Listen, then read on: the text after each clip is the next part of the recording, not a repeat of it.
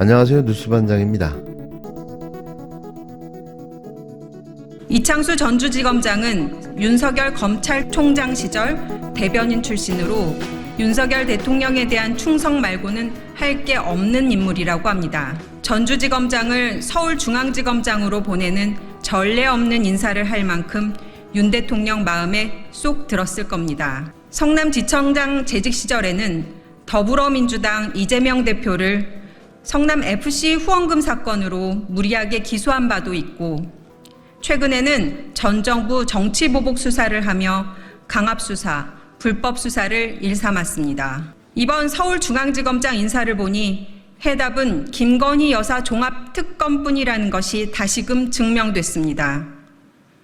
도이치모터스 주가 조작, 양평 고속도로 특혜, 고의 상습적 위조 이력서 제출, 뇌물성 후원, 관저 리모델링 공사 특혜 등 김건희 여사에게 제기된 모든 의혹을 총망라한 종합특검 아니고서는 김건희 여사 수사는 한 발도 뗄 수 없을 것 같습니다.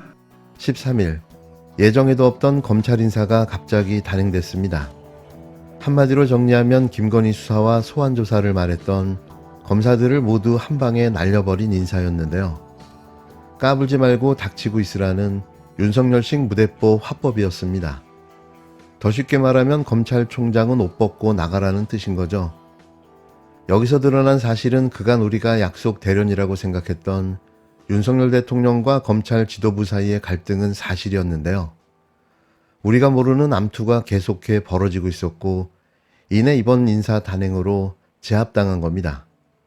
서울중앙지검이 김건희 명품백 의혹 수사에 본격 착수한 가운데 송경호 서울중앙지검장이 전격 교체됐습니다.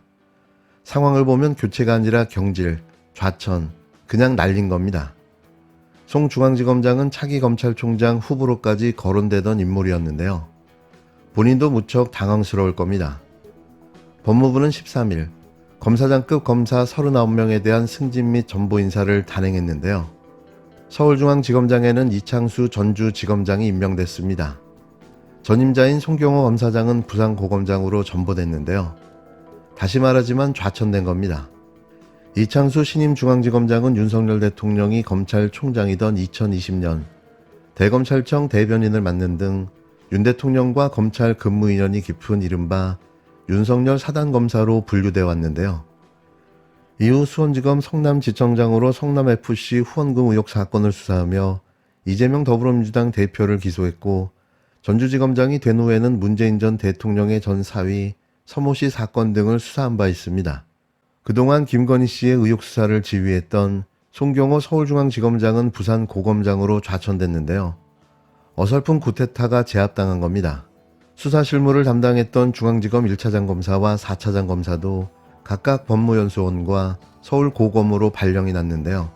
반면 윤석열 사단으로 분류되는 일부 검사들이 수사 일선으로 전진 배치됐습니다. 충성도가 높은 에이스 검액관들의 등판인데요. 이건 앞으로 이재명 민주당 대표 수사와 야권 인사들에 대한 수사를 더욱더 세게, 강하게 밀어붙이겠다는 의도로 보여집니다.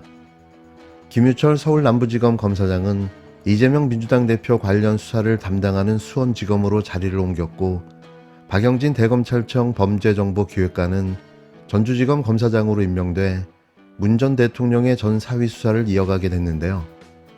의도하는 바가 정확히 읽히는 대목입니다. 이번 인사를 두고 법조계에서는 김건희 수사의 여파라는 해석이 나오고 있는데요. 김건희 도이치모터스 주가 조작 사건을 수사하는 중앙지검이 소환을 검토한 이후 단행된 인사라는 겁니다. 법무부는 박성재 법무부 장관 취임 이후 상당 기간 공석이었던 일부 대검 검사장급 보직의 공백을 해소하기 위한 인사라고 설명했는데요. 그런데 과연 누가 이런 설명을 믿어줄까요? 이번 인사는 이원석 검찰총장이 지난 3일 송경호 당시 서울중앙지검장으로부터 주례보고를 받고 김건희 씨 수사팀 구성을 지시한 지 9일 만인데요. 윤 대통령의 분노가 폭발한 거죠. 이번 인사에서 서울중앙지검에서 김건희 씨 관련 수사 실무를 지휘해온 김창진 1차장 검사와 고용곤 4차장 검사도 모두 교체됐는데요. 송경호 검사장 등 서울중앙지검 수사팀은 작년 말부터 도이치모터스 사건 등과 관련해 김건희 씨 소환 필요성을 주장해와 경질설이 도는 등 법무부 및 대통령실과 갈등 관계라는 주장이 제기되어 온 바 있습니다. 이런 가운데 법무부의 검사장급 인사가 전격 단행됨에 따라 인사의 배경과 의도를 놓고 법조계와 정치권에서 후폭풍이 불가피할 거라는 관측이 나오고 있는데요. 그러니까 정리를 하면 여권이 총선에서 참패하면서 상황이 달라진 겁니다. 야권이 밀어붙이고 있는 김건희 특검법이 점차 현실화되면서 수사를 안 할 수 없는 상황으로 떠밀렸다는 분위기인데요. 이대로라면 수사검사들이 특검에 불려가 왜 이렇게 수사를 미적댔냐며 곤욕을 치를 수도 있다고 판단한 거죠. 여기에 총선에 압승한 야권은 기소수사권 분리라는 검찰개혁 카드를 다시 꺼내들고 있는데요. 한 차장검사 출신 변호사는 검찰이 막다른 골목에 다다랐다고 말하기도 했습니다. 무엇을 하든 상상 그 이상을 매번 보게 됩니다. 죽어도 김건희 수사도 특검법도 안 된다는 건데요. 또 이렇게 뭉개고 넘어갈 수 있을까요? 이제부터는 본격적인 탄핵 정국이 시작되게 됐는데요. 탄핵이 유일한 방법입니다. 그런데 말입니다. 평검사 회의는 열릴까요? 과연 정의로운 검사들이 몇 명이나 남아있나 보겠습니다. 국무회의에서 최혜병 특검 관련해서 대통령이 거부권을 행사하지 않아야 한다. 만약 거부권을 행사한다면 어떻게 대응할 것인가와 관련된 논의를 이어갔고요. 이 거부권의 행사 자체가 헌법적 권리를 대통령 본인과 가족을 보호하기 위해서 함부로 남용하는 것이기 때문에, 즉 대통령의 헌법적 권리를 사적으로 남용하는 일이기 때문에 중대한 헌법 위반의 소지가 있다라는 점에 공감을 했고, 이 부분과 관련해서는 진전된 저희들의 행동을 준비하기로 했습니다. 즉 중대한 헌법 위반이라고 하는 점은 탄핵 사유 중에 하나가 된다라는 뜻입니다.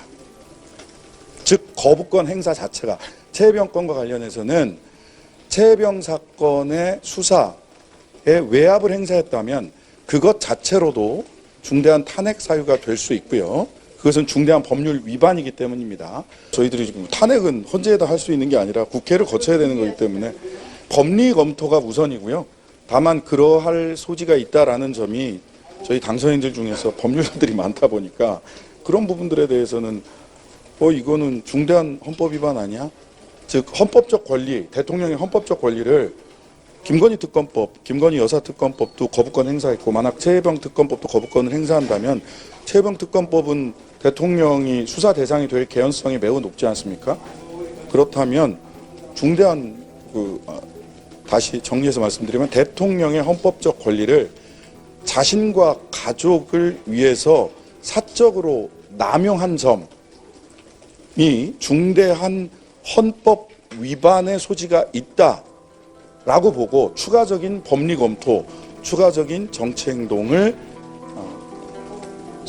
수기하기로 했습니다.